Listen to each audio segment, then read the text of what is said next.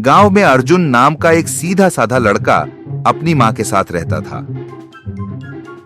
वो पढ़ा लिखा तो था पर बेरोजगार था। एक दिन यूं ही टहलते हुए उसे बचपन का दोस्त रोहित मिल गया। अर्जुन: ओ भाई रोहित, कहां गायब हो गया तू आजकल? रोहित: अरे भाई, हम तो विदेश जाने की तैयारी में लगे हैं। कुछ दोस्त लोग साथ में जा रहे हैं काम करने। अर्जुन: ओह, और तू सच में जा रहा है? क्या बात है। मैं तो अब तक कंफ्यूज ही हूं। मां को छोड़ना नहीं चाहता और पैसे भी कमाने हैं। रोहित: भाई कंफ्यूज मत रह, समय बहुत कीमती होता है। अगर आज प्लान नहीं बनाया तो कल पछताना पड़ेगा। जल्दी सोच ले। इतना कहकर रोहित चला गया और अर्जुन घर लौट आया। रास्ते भर सोचता रहा। अर्जुन: क्या करूं? विदेश गया तो मां अकेली हो जाएगी। यार कुछ समझ नहीं आ रहा। घर पहुंचते ही मां ने गर्मा गर्म मोमोज की प्लेट सामने रख दी। मां: बेटा, ये ताजे मोमोज खा ले, तेरे लिए बनाए हैं मैंने। अर्जुन: मां, ये तो बड़े टेस्टी लग रहे हैं। वैसे एक बात कहूं, मेरे सारे दोस्त विदेश जा रहे हैं और मैं अब तक खाली बैठा हूं। मां: बेटा, तू अपना भविष्य बना, मैं अपना ध्यान रख सकती हूँ। मेरे लिए तू अपना भविष्य खराब मत कर। मां के ये शब्द अर्जुन के दिल को छू गए। उसने मोमोज खाए और जैसे ही पहला मोमो मुंह में गया, अर्जुन: वाह मां, ये तो कमाल के हैं। क्यों ना एक मोमोज का ठेला लगा लूं गांव में ही। अर्जुन ने मां से मोमोज बनाना सीखना शुरू किया। कुछ ही दिनों में उसने एक छोटा सा ठेला तैयार कर लिया। अर्जुन: आइए बाबू, आइए, गर्मा गर्म मां के हाथ के मोमोज खाइए। एक बार खाओगे बार बार आओगे। गांव के लोग भी मोमोज के दीवाने हो गए। अर्जुन का ठेला चल निकला। थोड़े ही समय में उसने अच्छा पैसा कमा लिया और कुछ महीनों बाद गांव में एक ढाबा खोल दिया। एक दिन वो अपने नए ढाबे के बाहर खड़ा था। तभी रोहित फिर से आ गया। रोहित: अरे अर्जुन, तू यहां? अब भी कंफ्यूज है या कुछ कर दिखाया? अर्जुन: अबे नहीं रे, ये देख, ये मेरा अपना ढाबा है।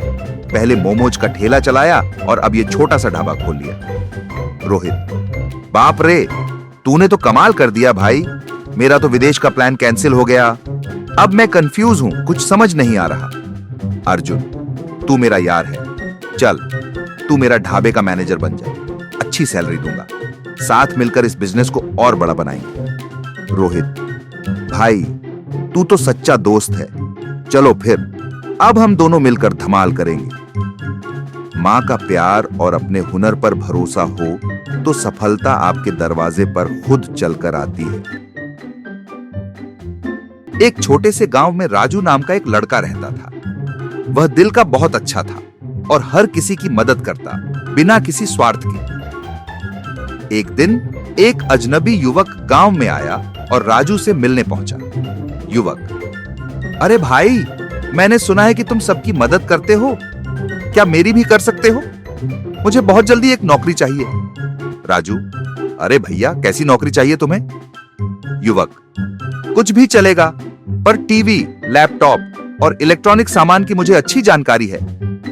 राजू: वाह, मेरे एक दोस्त की ऐसी ही दुकान है, मैं तुम्हें वहां ले चलता हूं, शायद काम मिल जाए। राजू युवक को लेकर अपने दोस्त मुकेश की इलेक्ट्रॉनिक दुकान पर पहुंचा। राजू: अरे मुकेश भैया, कैसे हो? तुम्हारे यहां कोई काम है क्या? ये लड़का बड़ा होशियार है, इलेक्ट्रॉनिक सामान में माहिर है। मुकेश: अरे भाई, अभी तो कोई वैकेंसी नहीं है, लेकिन तुम कह रहे हो तो रख लेता हूं। और ऐसे युवक को काम मिल गया। अगले ही दिन से उसने दुकान की सफाई शुरू की। ग्राहकों से हंसकर बात करने लगा। मुकेश को उस पर भरोसा होने लगा। एक दिन मुकेश शहर जाने वाला था। मुकेश: भाई, मैं शहर जा रहा हूं, अगर कुछ बिके तो पैसे संभाल लेना। युवक: अरे साहब, आप निश्चिंत रहिए, मैं सब संभाल लूंगा। मुकेश ने उस पर आंख बंद कर भरोसा कर लिया और शहर चला गया। कुछ दिन बाद जब मुकेश वापस लौटा तो देखा कि उसकी दुकान बंद थी। जैसे ही उसने ताला खोला, उसके होश उड़ गए। दुकान पूरी खाली थी। तभी सामने के घर में रहने वाला एक आदमी आया, पड़ोसी। अरे भैया, तुम्हारा स्टाफ रात में गाड़ी में सब लाद कर ले गया। मुकेश को कुछ समझ नहीं आया। वह सीधा राजू के पास गया। मुकेश, राजू भाई, तुमने जिस लड़के को नौकरी दिलवाई थी, उसने तो मेरी पूरी दुकान साफ कर दी और भाग गया। राजू यह सुनकर हक्का बक्का रह गया। राजू ने अपनी तरफ से जितना बन सका मुकेश को नुकसान की भरपाई की। हर किसी पर आंख बंद करके भरोसा नहीं करना चाहिए। अच्छाई जरूरी है, लेकिन समझदारी और सतर्कता भी उतनी ही जरूरी है।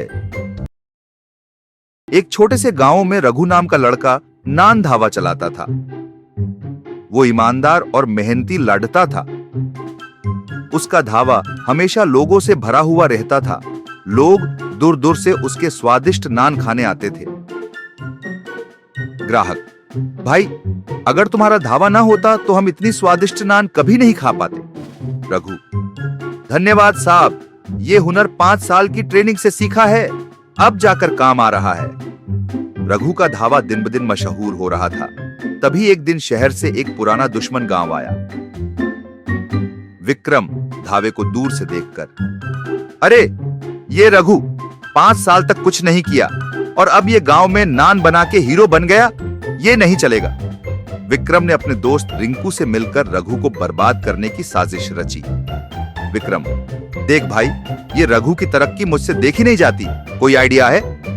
रिंकू, आइडिया है, मैं उसके धावे जाऊंगा, 200 नान का ऑर्डर दूंगा और फिर लेने नहीं आऊंगा।